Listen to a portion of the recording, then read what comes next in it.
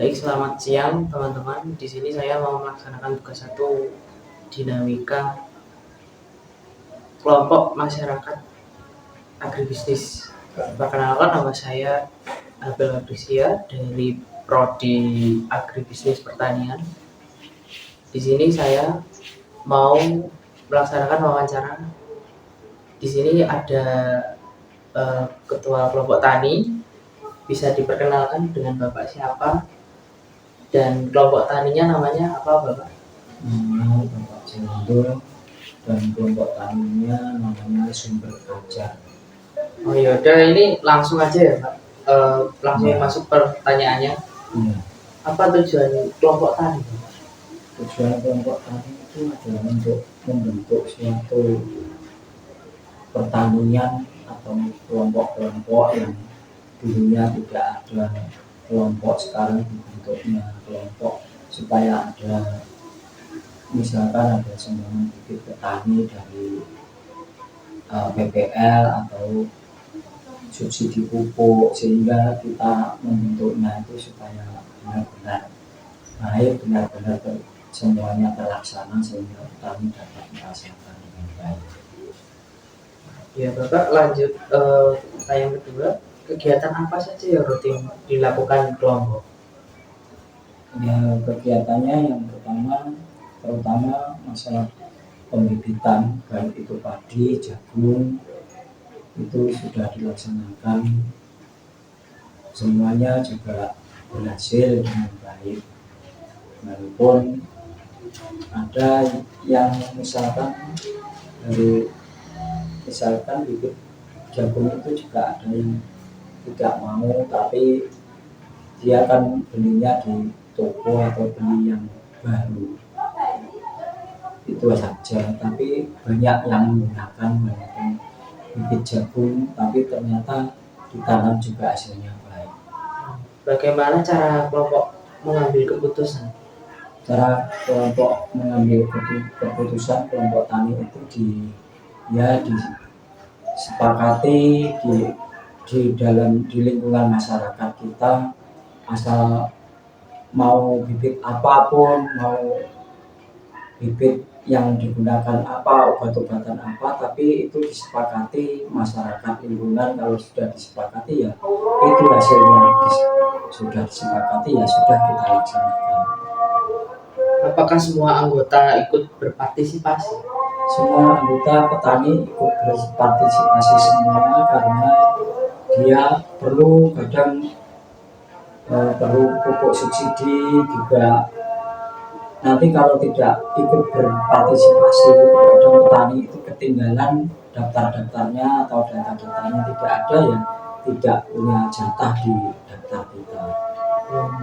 Kalau apakah ada kerjasama antar anggota atau bisa disebutkan contohnya? Tentu saja ada kerjasamanya.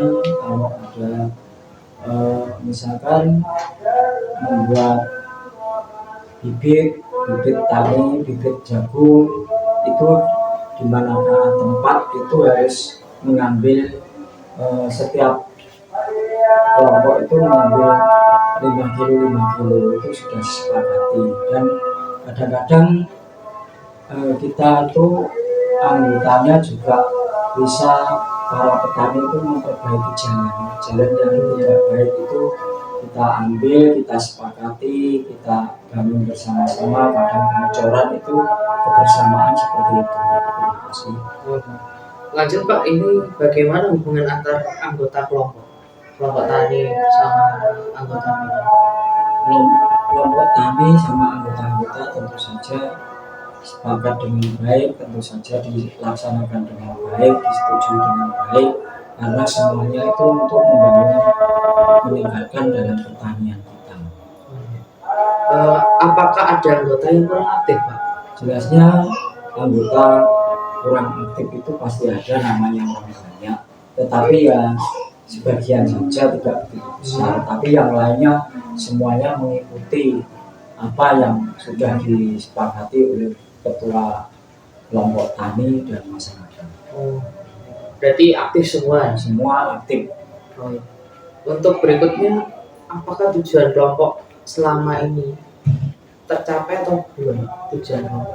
Tujuan kelompok tani yang ada sudah tercapai, contohnya kita membentuk subsidi, namanya pupuk subsidi. Pupuk subsidi itu. Ya, itu sudah terlaksana semua, dan anggota masyarakat petani ada diperkirakan 50 orang sudah mencapai pupuk subsidi, sudah rata semua.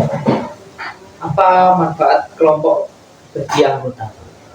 Manfaat kelompok bagi anggotanya yang pertama memang bisa memudahkan untuk mengajukan, baik itu mengajukan pupuk subsidi, mengajukan bibit-bibit yang unggul. Kalau kita mengajukan ke PPL atau kemana itu bisa terlaksana asal semua disetujui oleh anggota. Oh iya. Selanjutnya lanjut aja ya Pak. Kendala apa yang sering dihadapi kelompok? Kendala yang dihadapi kelompok itu yaitu masalah yang pertama itu kelompok tani, kalau kendalanya kalau menanam jagung misalkan, Dari jagung itu kendalanya ada kalau banyak hujan itu hujannya apalagi malam itu pasti ke akarnya itu agak membusuk. Oh, iya. Itu sehingga mengakibatkan jagung bisa mati.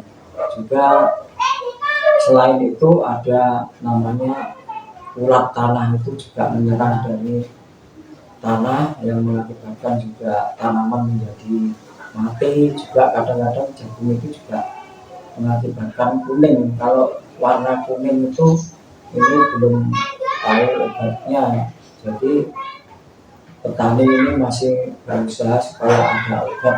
Kalau jagungnya itu masih kecil, warnanya kuning, itu perlu ada obat-obatan supaya kita selesaikan. Oh ya. Berikutnya Pak, bagaimana cara kelompok mengatasi masalah?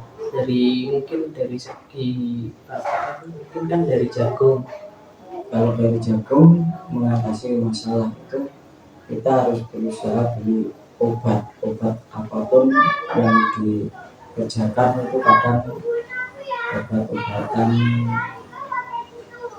itu saya juga belum apa namanya obat untuk misalkan jagung kuningan atau kena embuk. Itu kalau kena embuk tanah itu biasanya pakai peradan. Kalau masalah jagung kuningan atau kuning itu kita belum tahu obatnya, atau cabutan itu belum tahu, nanti kita usahakan obat-obatannya. Baik. Berikutnya Pak, apakah komunikasi antara anggota berjalan baik? Ya, kalau komunikasi berjalan baik tentunya, karena sudah banyak yang punya handphone, jadi hubungan itu enak sekali, tidak seperti dahulu. Seperti dahulu pasti merintah ke rumah satu ke rumah lain, tapi sekarang sudah ada handphone, kita bisa memudahkan untuk berkomunikasi dengan anggota kelompok tani. Untuk yang terakhir Pak, apakah anggota merasa puas dengan kelompok ini? Sementara ini anggota kelompok tani yang ada di masyarakat Sumber Pajar ini merasakan puas karena pemerintah sudah memberikan contohnya subsidi pupuk yang sudah berhasil, juga bibit-bibit jagung yang sudah berhasil ditanam juga berhasil, sehingga semuanya ada peningkatan pertanian kita. Sebelumnya kan cari pupuk sulit sekali, benih-benih itu juga sulit, tapi sekarang sudah mudah semua. Ya.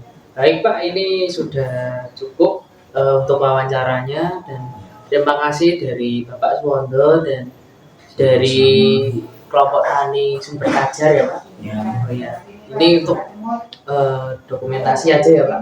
Ya. Oh ya, terima kasih. Mungkin sekian dulu dari saya.